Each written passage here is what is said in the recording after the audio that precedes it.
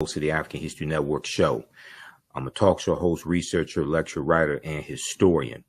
Wanted to do a brief overview of my 12-week online course, Ancient Kemet, the Moors, and the Ma'afa, Understanding the Transatlantic Slave Trade, what they didn't teach you in school. Join me live in class Saturday, July 29th, 2023, 2 p.m.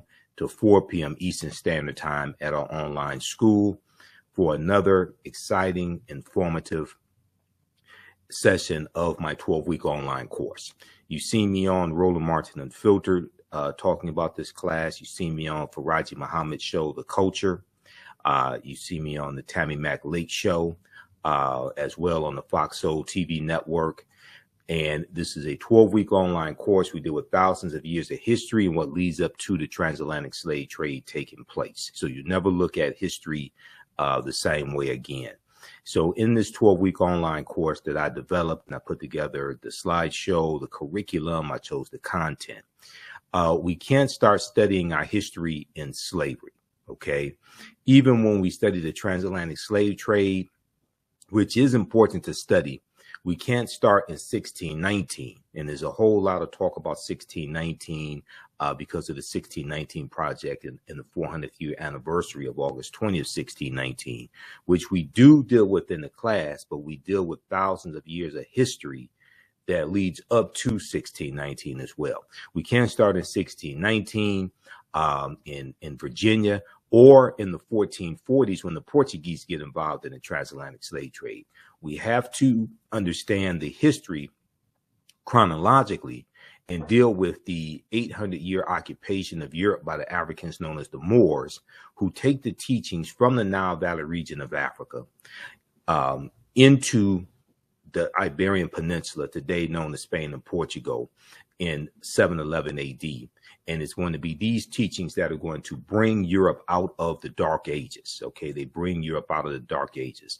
This course not only deals with the transatlantic slave trade, but deals with thousands of years of history that leads up to the transatlantic slave trade taking place.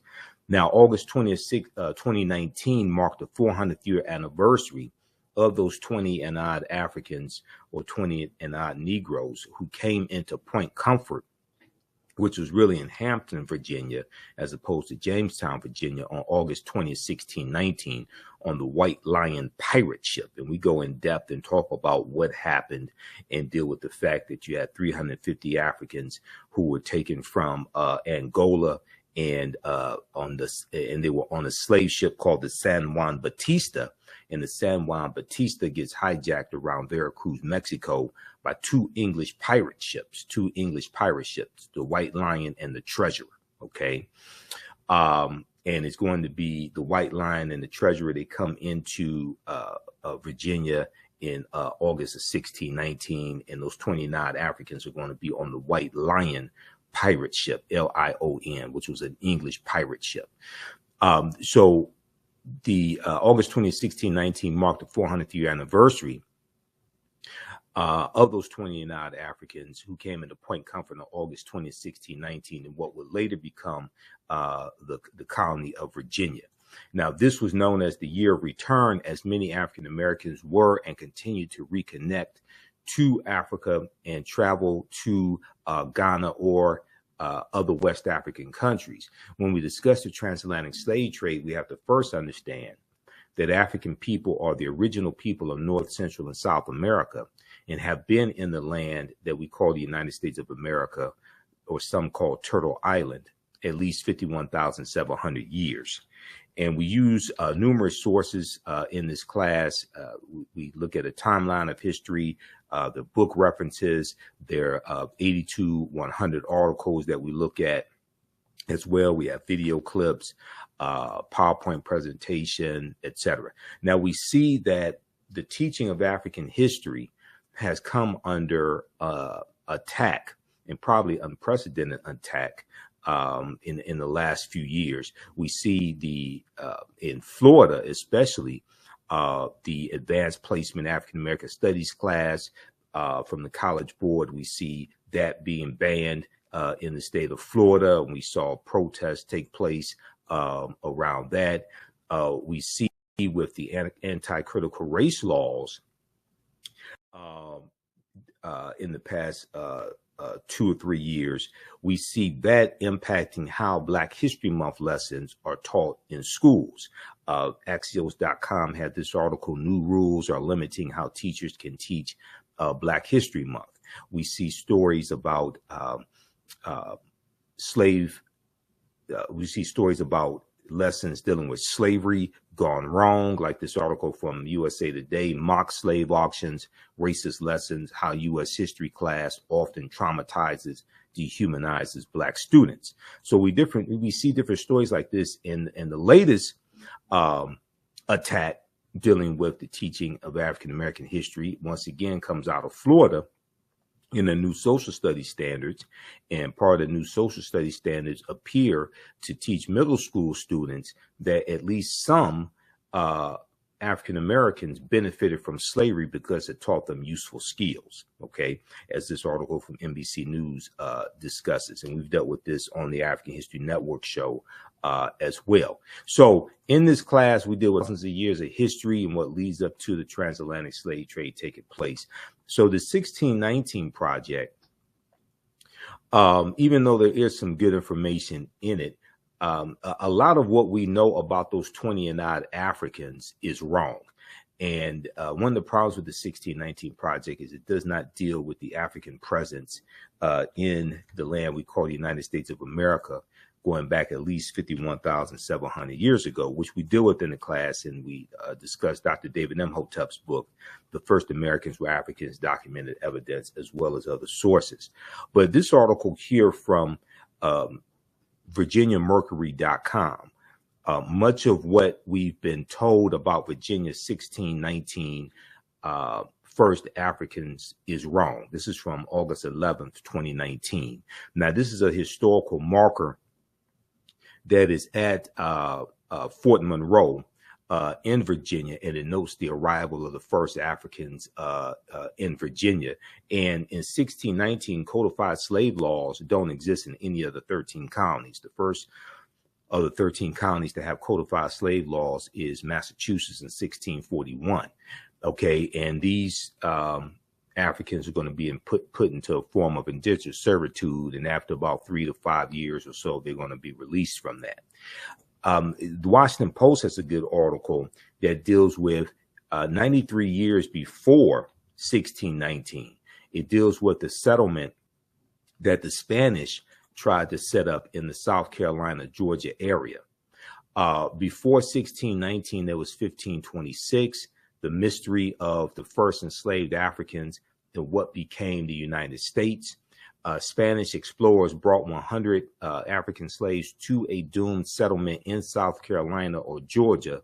Within weeks, the subjugated revolted, then vanished. Within weeks, the subjugated revolted, then vanished. Be sure to register for this 12-week online course. You can do so at our website, theafricanhistorynetwork.com, theafricanhistorynetwork.com. We have the information right in the thread of the broadcast also. Okay, so one of the sources that we use in the class is Dr. David Imhotep's book, The First Americans Were Africans, Documented Evidence. He's a friend of mine. If you've been following the African History Network and following my show, which has been on the air 13 years, you know, I've interviewed him about 13 times, actually. And this is his first book. His second book is out, The First Americans Were Africans, revised and expanded. So this first book is out of print. Okay, but his second book is available for purchase at Amazon.com. And his book deals with his book is backed by 713 footnotes and 7 peer-reviewed articles, and it documents an African presence in North, Central, and South America dating back at least 56,000 years ago, which would be the Khoisan, who have the oldest DNA on the planet. Page 14 of his book deals with a discovery made by Dr. Albert Goodyear in Allendale County, South Carolina, in 2004. Okay. And Dr. Albert Goodyear and his team found 13 different types of evidence that thoroughly document an African presence in this country dating back at least 51,700 years ago, at least 51,700 years ago. Okay. And these were the Khoisan, the short statured Africans. So this is why, even though 1619 is important to study, we get way too caught up in 1619. Okay. African people were the first people on the planet.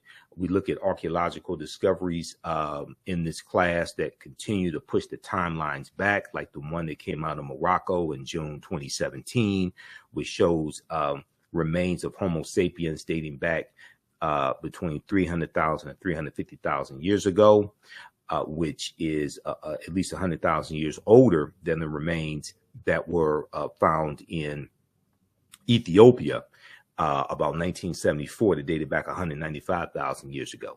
But in Allendale County, South Carolina, they found artifacts, architecture, campsites, carvings, Egyptian writings, footprints in lava, genetic M174D haploid groups dealing with DNA and genetics, linguistics, paintings, skulls, skeletons, structures, and tools. They found 13 different types of evidence, thoroughly documenting an African presence that dates back at least 51,700 years ago.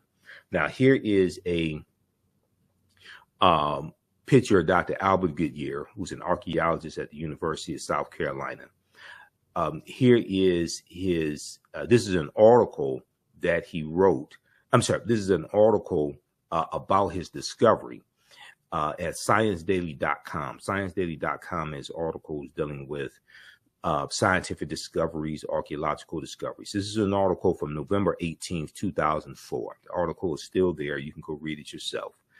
It's called New Evidence Puts Man in North America 50,000 Years Ago. New Evidence Puts Man in North America 50,000 years ago. And a summary of the article, and this is the summary coming from ScienceDaily.com, not me. It says radiocarbon tests of carbonized plant remains, where artifacts were unearthed last May along the Savannah River. So that'd be May 2004, last May along the Savannah River in Allendale County by University of South Carolina archaeologist Dr. Albert Goodyear, indicate that the settlements containing these artifacts are at least 50,000 years old, meaning that humans inhabited North America long before the last ice age, meaning that humans inhabited North America long before the last ice age. So who are these humans? Okay. Well, an October 2012 genetic study published in Science magazine found that the Khoisan in Southern Africa are the oldest ethnic group of modern humans, with their ancestral line originating about 100,000 years ago. The Khoisan are formally called by the derogatory term Bushmen, and they are genetically unique, and no other currently known population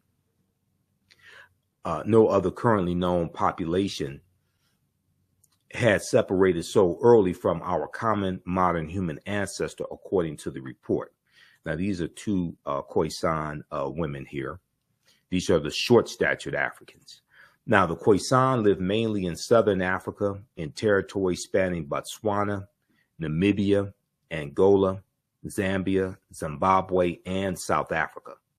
They are largely divided into two groups: hunters and gatherers, or the Sans people, S-A-N-S, and keepers of the livestock, also known as the Khoi people.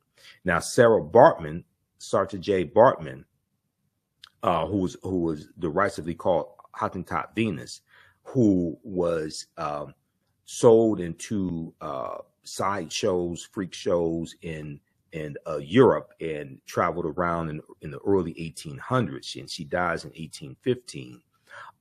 Sarah Bartman was Khoisan. Okay. The Khoisan languages include the distinctive click sounds that are not found in the languages of their neighbors. And there was an article from AtlantaBlackStar.com, 5 ethnic groups that prove the first humans were black, that you could check out as well. And then we look at different African civilizations and different ancient civilizations. And one of them is, we look at Nubia, or Ta-Nehisi, ancient Kemet, ancient Egypt. We look at the early mound builders, and we look at the Olmecs as well. And we look at excerpts from Dr. David M. Hotep's book, also The First Americans Were Africans, Documented Evidence. And we know that there are about 1 million mounds that existed in this land that we call the United States of America. There were 1 million Indian mounds in North America. The data are only 100,000. Cyrus Thomas, director of the Eastern Mound Division of the Smithsonian Institute Bureau of Ethnology in 1881, said, quote, distinct from the American Indians, end quote. There was a race of mound builders in America distinct from the American Indians, okay? And there are also large erections formerly called Native American mounds, now known to be African mounds, that are shaped like pyramids that are found across North America. The largest ones surviving today are in the Mississippi Valley. The largest of all was the Cahokia Mound near the area where the Mississippi and Missouri rivers converge, okay? Now, so we go and look at different archaeological discoveries that are causing the scientists and archaeologists and paleontologists to rethink everything. One of those archaeological discoveries was revealed in June of 2017. Now, this is an article from NBCnews.com, and the name of this article is "We're Older Than We Thought.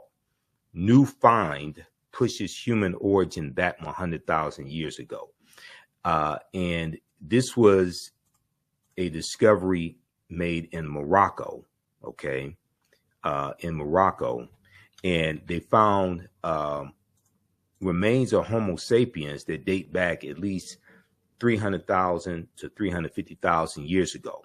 Modern humans evolved much earlier than previously thought, researchers reported.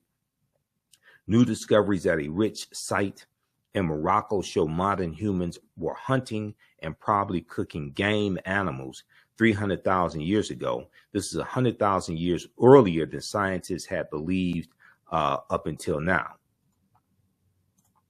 Now, new discoveries and new dating methods show that, in fact, many of the bones belonging to modern Homo sapiens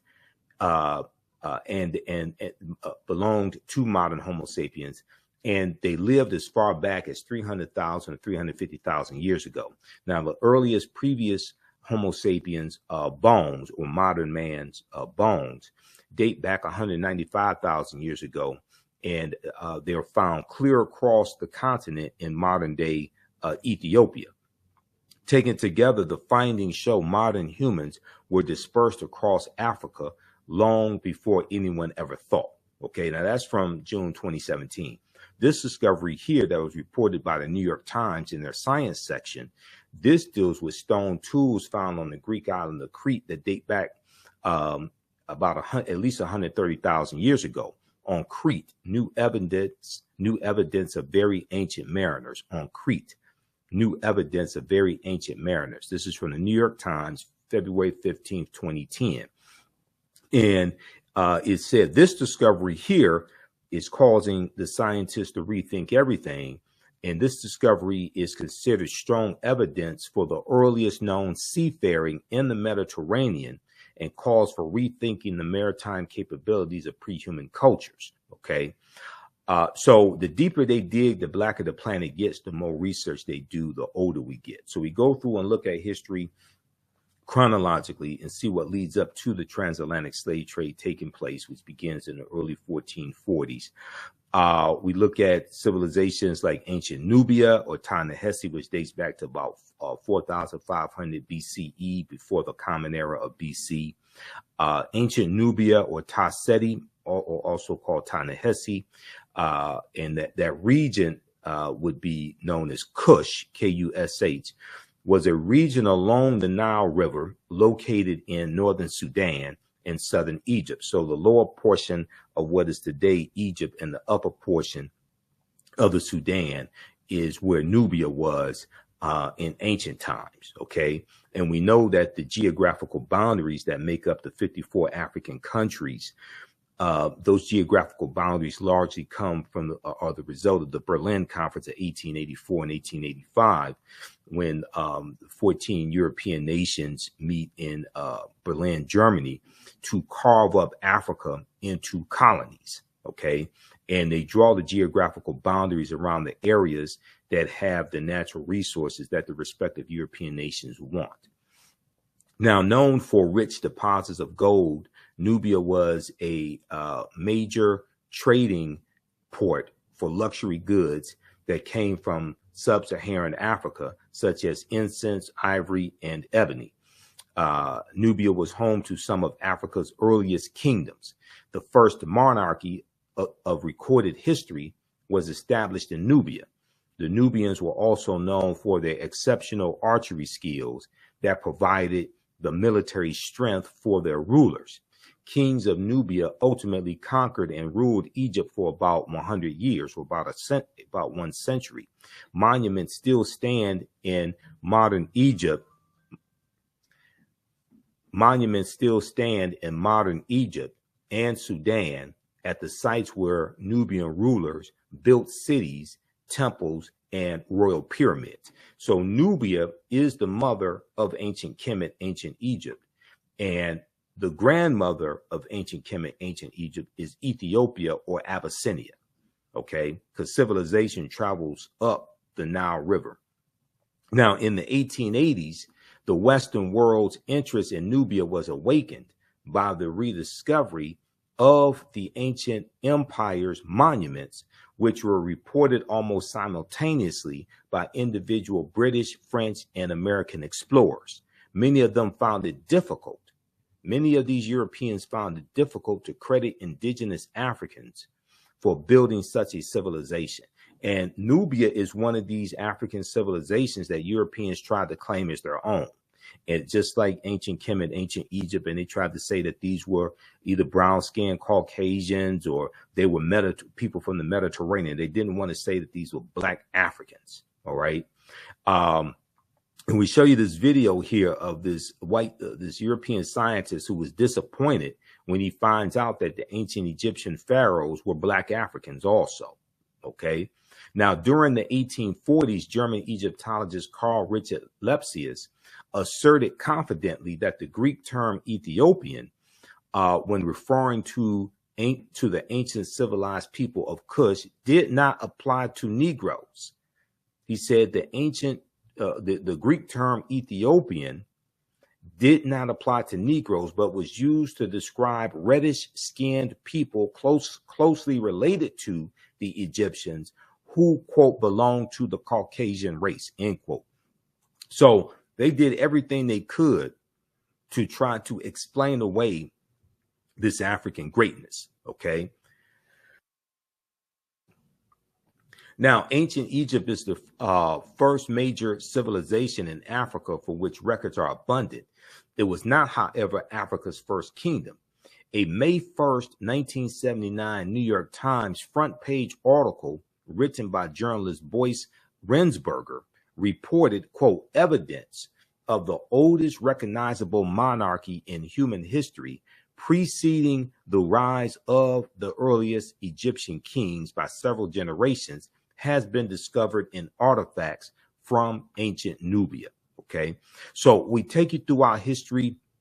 We look at these different African kingdoms and civilizations. We look at the Punic Wars and Hannibal Barca, who was Carthaginian, who was Black African, one of the greatest military strategists in history. We look at the Battle of Cannae in 216 BC. We look at Hannibal fighting against the Romans, and we look at Carthage, which existed from 813 BCE to 146 BCE. We know Rome was going to destroy Carthage. And what's interesting is that historically, Hannibal Barca was portrayed as an African, portrayed as a Black African. There was no question. In his book, World's Great Men of Color, Volume 1, history scholar J.A. Rogers asserts, quote, the Carthaginians were descendants of the Phoenicians. The Carthaginians were descendants of the Phoenicians, a Negroid people, and that, in fact, until the rise of the doctrine of white superiority, Hannibal Barca was traditionally known as a black man, end quote.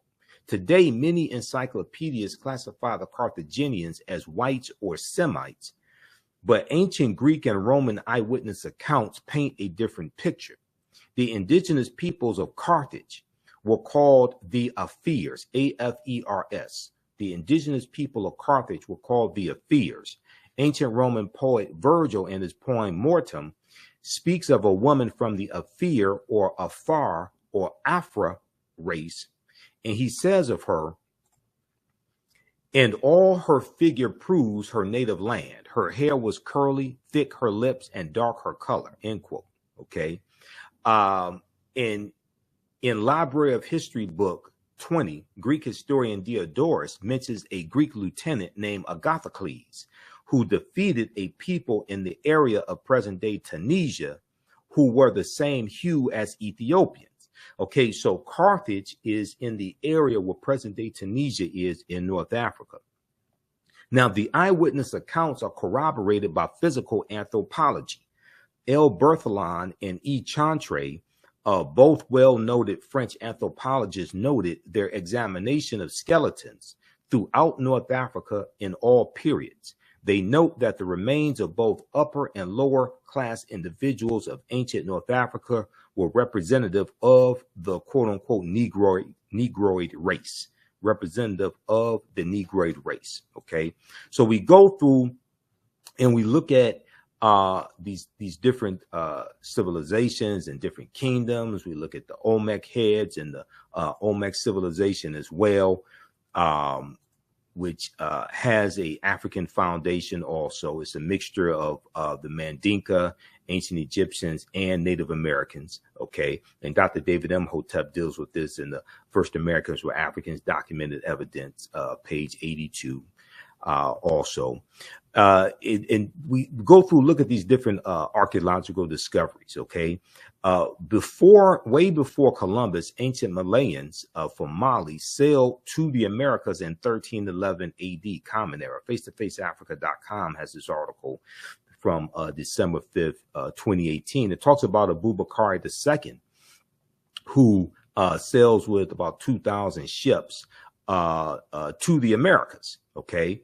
And we know that Emperor Mansa Musa is, Mansa Musa is going to become emperor in 1312 AD after Abubakar II, okay? Mansa Musa became ruler of the Mali Empire in 1312 AD, taking the throne after his predecessor Abubakar II, or Abubakar II, for whom he had served as deputy, went missing on a voyage he took by sea to find the edge of the Atlantic Ocean. Mansa Musa's rule came at a time when European nations were struggling due to raging civil wars and a lack of resources. During that period, the Mali Empire flourished thanks to ample natural resources like gold and salt. Now, this is an interesting article from History.com. History.com is the official website of the History Channel, okay? And History.com tells you that West Africa was flourishing at a time when Europe was in the Dark Ages, or trying to come out of the Dark Ages, and dealing with raging civil wars, famine, the Black Death, the bubonic plague. The bubonic plague hits in 1347 in spurts, and 1347 to 1400, Europe loses between 1/4 to 1/3 of their population. Okay, so this relates to the film Black Panther and T'Challa, who's the richest man in the Marvel comic universe. And this article relates T'Challa to Mansa Musa. Mansa Musa was the richest man in history. He just so happened to be an African man. We deal with the film Black Panther as well in the class. The first Black Panther movie and the second Black Panther movie also. And we know that the Panther deity Bast from Black Panther comes from Bastet, who was a goddess worshipped in ancient Kemet, ancient Egypt. Bastet was an ancient Egyptian goddess, or a neter, worshipped in the form of a lioness and later in the form of a cat, with the head of a cat, the body of a woman, the head of a cat. She was a neter, or goddess of warfare in Lower Kemet. She was worshipped as early as the Second Dynasty, around 2890 BCE, before the Common Era. We know the Wakandan salute, which is always right over left, the Wakanda salute with the crossed arms across the chest. That comes from the position of the Nasubitis, or the pharaohs, in the sarcophagi, when, you know, they are deceased. It's a symbol of power and royalty. And we see that symbol go around the world. Africans take this around the world. We deal with what the word Wakanda means, because Wakanda is a real word. The film Black Panther is so powerful. I've done numerous lectures on the film Black Panther. I did 3 months of research, researching the 52-year history of the Black Panther comic book, and researching the movie as well, to be able to do my lectures on the film Black Panther. So Wakanda is a real word. It's an Omaha Ponca and Sioux Indian word, and we also find Wakanda in Bantu languages, like in Kikongo. But Wakanda basically means possesses secret powers, And Ruth Carter, who was the costume designer for Black Panther, and she won Oscars for the first Black Panther movie and the second one. She studied 11 different African cultures for 6 months and infused this into the Black Panther comic book. Okay, so we go through and we look at that African influence that we see in the film Black Panther as well. We look at the influence from Africa that we see here in the land we call the United States of America.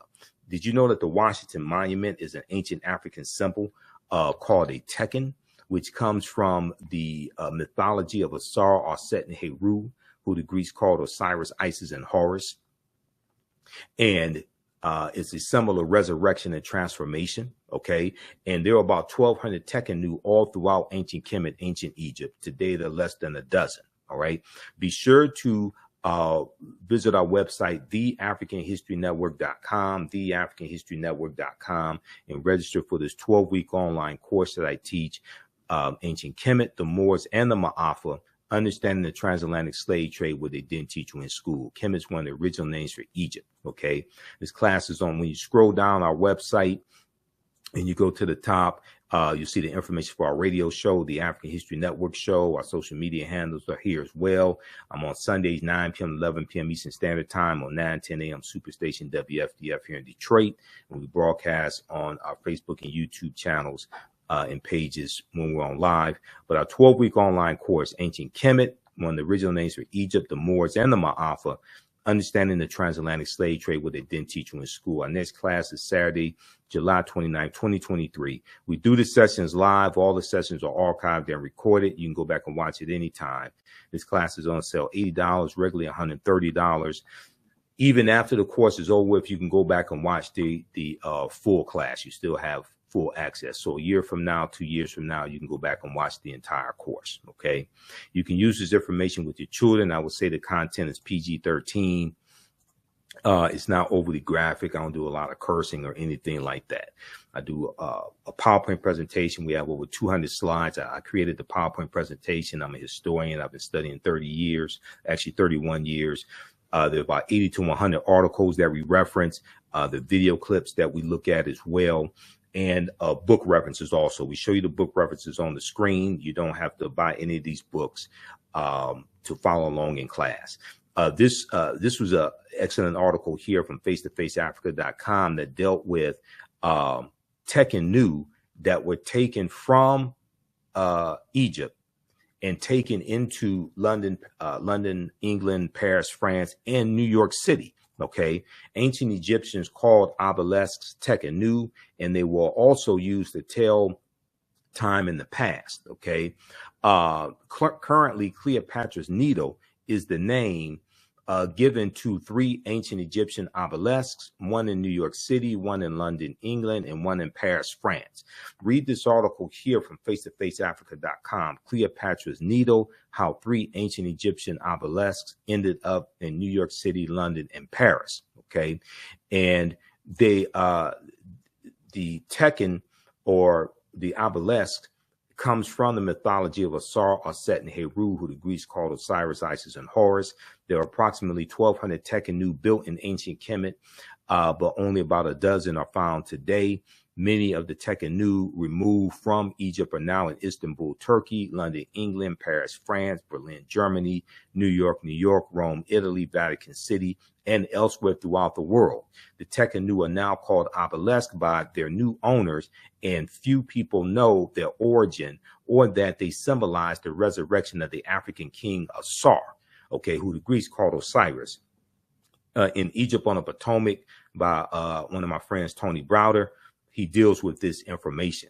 We also deal with Freemasonry and the origins of Freemasonry, because the foundation of Freemasonry comes from the teachings in ancient Kemet, ancient Egypt. The word Mason is derived from the Latin words mass and sun. Mason means child of light and expresses the desire to pursue light, which is a metaphor for the sun, which symbolizes knowledge. The term child of light or sons and daughters of light was first used to identify students who had completed 42 years of study in the temples of ancient Kemet, ancient Egypt. Many Masonic temples were modeled after the temples of ancient Kemet, places where light or knowledge was imparted in a series of steps or degrees. So many Masonic temples were modeled after the temples of ancient Kemet, ancient Egypt, places where light or knowledge was imparted in a series of steps or degrees. So the concept of going to an institution of higher learning and getting your credentials in a series of degrees, associate's degree, bachelor's degree, master's degree, PhD, etc. That concept comes out of ancient Africa, the Nile Valley region of Africa. The concept of the liberal arts, and George G.M. James in Stolen Legacy deals with the several liberal arts, and he talks about the trivium and the quadrivium, all of that. That comes out of ancient Africa. Tony Browder deals with this on pages 18 and 32 of Egypt on the Potomac. Now, Masonic temples are considered houses of light or temples of learning. The term Mason or child of light is a direct reference to the highest degree of the ancient Kemetic or ancient Egyptian education system. The 33 degrees of instruction within Freemasonry represent a fraction of the 360 degrees of instruction that comprise the ancient Kemetic system of education.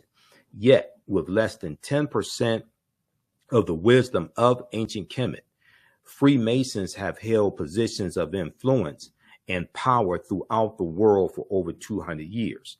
So this is also from Egypt on the Potomac by Tony Browder, which is one of the books that we use in the class. So we take you throughout history. We look at things like, why is Christmas celebrated on December 25th? Now, some of this information may go outside the circumference of some people's awareness. Just because you never heard it before, disagree with it, or don't like it, does not mean it's not true. It just means you have to do some research to understand what we're talking about. Because nowhere in the biblical text does it state that Yeshua or Jesus the Christ was born on December 25th. And this deals with astronomy, okay, and deals with the winter solstice. We look at things like Black Pete, Joie de Piet, who was a Moor and who was the sidekick to Sinterklaas and who's worshipped in Holland and in the Netherlands. And in early November each year, they have this celebration and this parade of Sinterklaas coming from Spain into the Netherlands with Black Pete. And they have white people who dress up in blackface and put on Afro wigs, who are said to be this African Moor, Black Pete, Joie de Piet. Okay. We deal with the 800-year occupation of Europe by the Africans known as the Moors, who go from North Africa, go from Morocco right into the Iberian Peninsula, today known as Spain and Portugal. They're going to conquer the southern portion of Spain and settle there. They call it Al-Andalus. Okay. And then they're going to go all throughout Europe as well, and to various extents Africanize Europe. Who were the Moors? So the Moors' ancestors were known as the Garamantes. These were Black African people living throughout North Africa. Hannibal Barca was Garamantes, as well as St. Augustine. George G.M. James in the book Stolen Legacy said that the Moors were the custodians of the ancient Egyptian mystery system. So we go through and look at the Moors and their influence in Europe throughout history. We look at things like Saint Maurice, who became a patron saint to Germany as well. We look at sources from Ranoko Rashidi and Dr. Jose Pimenta Bay. One of the books we use is Golden Age of the Moor, edited by Dr. Ivan van Sertima. We know 711 AD, General Tariq ibn Ziyad goes into the Iberian Peninsula and is going to conquer. They defeat the Vandals and the Visigoths, And this is tied to the fall of the western portion of the Roman Empire in 476 AD that gets crushed by those barbarians, the Vandals and the Visigoths. We look at things like, why are there Moors' heads on these national flags from Corsica and Sardinia? Okay, Corsica is a French island in the Mediterranean. Sardinia is an Italian island in the Mediterranean. So we go through, look at this history chronologically. We look at the three great West African kingdoms, Ghana, Songhai, and Mali. One of the books we use is Classical Africa by my friend Dr. Malefi Keti Asante, who I just interviewed back in, I think it was April of 2023, dealing with Queen Cleopatra VII. And the documentary series from Jada Pinkett Smith, African Queens, and the second installment dealt with Queen Cleopatra VII. We also look at Queen Nzinga, which was dealt with in the first installment of African Queens, which is streaming on Netflix right now. And then also we have to study Christopher Columbus. Columbus is crucial to understanding the transatlantic slave trade and the expansion of the transatlantic slave trade. Columbus helps to lay the foundation for slavery, racism, capitalism, the exploitation of indigenous people. And on his 4 voyages, Columbus never comes to the land that we call the United States of America. The closest he comes here is Cuba, which is about 90 miles away. Now, African slaves, when we look at slavery coming to the New World, or it was new to Europeans, Africans were brought first to the New World shortly after its discovery or uncovery by Christopher Columbus. Legend has it that one African slave was included in his original crew, and they could be found on the island of Hispaniola, the site of present-day Haiti, as early as 1501. And he lands in Hispaniola December 6, 1492. Upon his arrival in the Bahamas, Columbus himself captured 7 of the natives for their quote-unquote education, he said, on his return to Spain. However, the slave trade proper only began in 1518, when the first black cargo direct from Africa landed in the West Indies. So this is based upon the Asiento de Negros of August 1518, signed by King Charles V, okay, which drastically expands the transatlantic slave trade. Now, the importation of Africans to be enslaved to work in the Americas was the inspiration of the Spanish Bishop Bartolomeu de las Casas, who traveled on some of Columbus's voyages, and his support for African slavery was motivated by humanitarian concerns. He later quickly reversed course and said that was wrong, and he worked the rest of his life to abolish slavery, but it's pretty much too late by then. He said that the Native Americans have suffered enough and that they need to try to save their souls, but to enslave African people.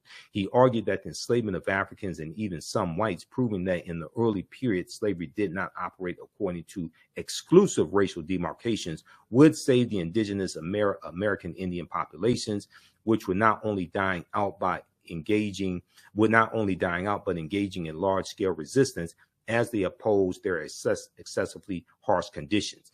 As a result, King Charles V, then King of Spain, agreed to the Asiento de Negros, or slave trading license, which he signed in August of 1518, which later represented the most coveted prize in European wars, as it gave to those who possessed it a monopoly in slave trafficking. Okay, so we take you throughout history and look at this. We look at some of the skills, trades, and crafts that African people had in this country from 1619 to 1865. There are at least 262 skills, trades, and crafts that African people had in this country. And the book by James Newton and Ronald Lewis, The Other Slaves, Mechanics, Artisans, and Craftsmen, which came out in 1978, documents this. There are also studies that show how studying African history improves the academics of our children.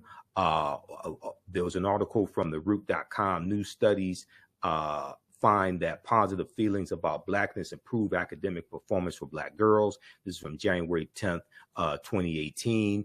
And then there was a study, Black teens with racial pride do better in school. This was a study from the University of Pittsburgh and Harvard University that shows that when parents use racial socialization, such as talking to their children or engaging in activities that promote feelings of racial knowledge, pride, and connection, it offsets racial discrimination's potentially negative impact on students' academic development. So there's evidence showing how our children studying their history and knowing their history and having positive self-esteem because of their history, how this improves their academic performance also. So register for this 12-week online course that I teach. As soon as you register, there's content that you can start watching right now. It's at our website, theafricanhistorynetwork.com. I teach the class. You've seen some of my videos, most likely. Follow us on our Facebook fan page, The African History Network, and my YouTube channel, Michael M. Hotep, IMHOTEP. Join us in our next class, Saturday, 2 p.m. to 4 p.m. Eastern Standard Time. The full course is on sale, $80, regularly $130 right now. You never look at history the same way. Remember, right knowledge corrects wrong behavior. It's not over till we win. Wakanda forever.